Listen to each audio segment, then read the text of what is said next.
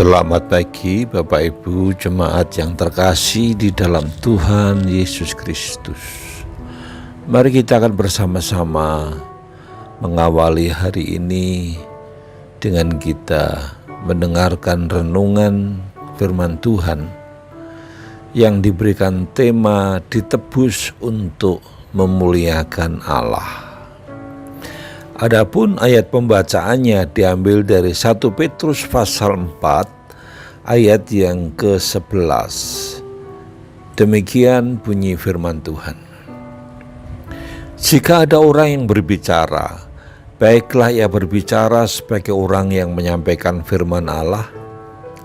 Jika ada orang yang melayani, baiklah ia melakukan dengan kekuatan yang dianugerahkan Allah, supaya Allah dimuliakan dalam segala sesuatu karena Yesus Kristus.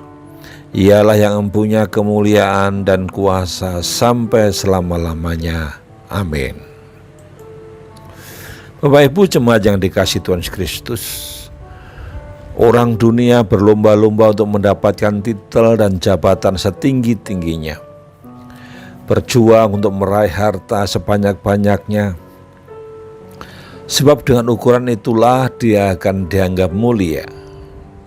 Dengan kata lain, seluruh pencapaian manusia adalah untuk membangun kemuliaan diri sendiri, tanpa menyadari bahwa obsesi hidup seperti itu justru mengalihkan sasaran hidup manusia ke jalan yang semakin jauh dari Allah, semakin jauh tersesat.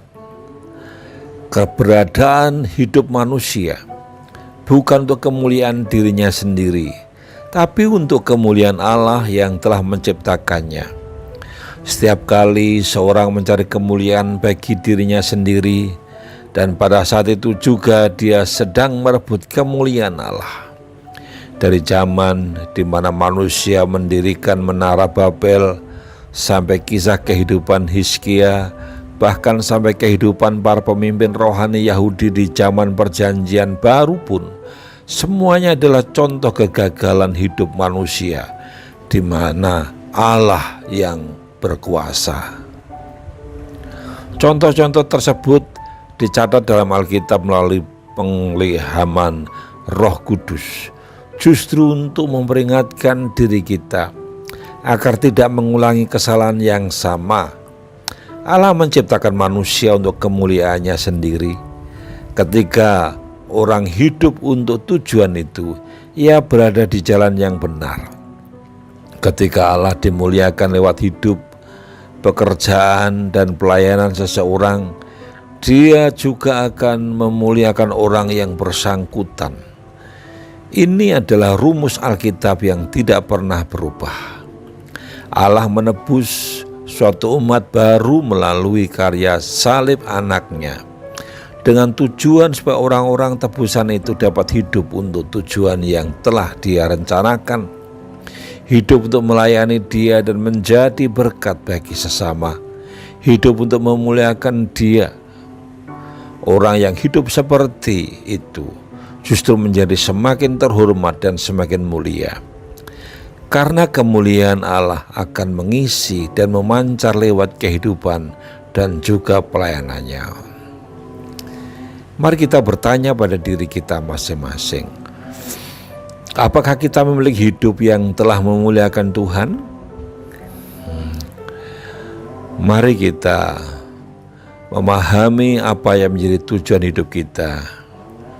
Kalau kita memahaminya, maka hidup kita akan menjadi orang yang sungguh-sungguh percaya, yang melayani Tuhan dengan setia, menjadi berkat bagi banyak orang, dan memiliki hidup memuliakan Tuhan. Inilah tujuan kita ditebus.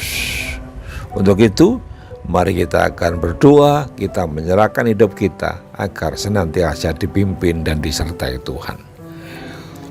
Bapa di surga, terima kasih karena kami diingatkan kembali akan tujuan hidup ini. Bukan untuk mencari kemuliaan diri sendiri, tetapi Engkau menyelamatkan kami, agar kami memuliakan Engkau melalui kehidupan kami. Ampuni kami jika kami sering mencari kemuliaan diri sendiri dan mencuri kemuliaan Tuhan. Sebab itu kami terus mohon pertolongan dan kasih setia-Mu. Kami menyerahkan jiwa hidup kami sepanjang hari ini. Apa yang kami kerjakan dan lakukan, Tuhan berkenan menyertainya. Dalam nama Tuhan Yesus Kristus kami menaikkan doa ini. Haleluya. Amin. Selamat beraktivitas.